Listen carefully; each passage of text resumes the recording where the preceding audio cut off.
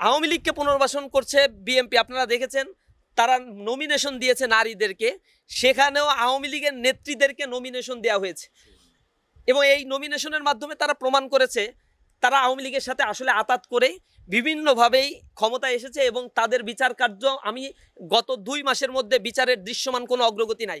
ICT ট্রাইব্যুনালের প্রধান প্রকৌশলীকে সেখান থেকে বরখাস্ত করা হয়েছে কোনো কারণ ছাড়া, নিজের দলীয় লোককে সেখানে নিয়ে আসা হয়েছে, যে বিচার হয়ে গিয়েছে সেগুলো নাকি আবার রিভিউ করবে তারা। এভাবে করে একের পর এক এই দেশের মধ্যেই অরাজক পরিস্থিতি তারা তৈরি করছে। এরই মধ্য দিয়ে ক্যাম্পাসকে উত্তপ্ত করার একটা কারণ আমরা যতটুকু দেখতে পাচ্ছি, তারা রাষ্ট্র পরিচালনায় শতভাগ ব্যর্থ।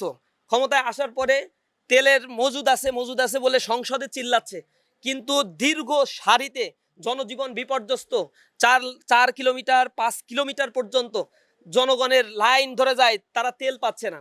দ্বিতীয় একটা পরিস্থিতি তৈরি হয়েছে, দ্রব্যমূল্যের চরম ঊর্ধ্বগতিতে জনজীবন এখন বিপর্যস্ত হয়ে পড়েছে। মানুষ এখন এই পরিস্থিতি থেকে পরিত্রাণ পেতে চায়। সরকারের সমালোচনা করার কারণে ইতিমধ্যে 5 জনকে গ্রেপ্তার করা হয়েছে।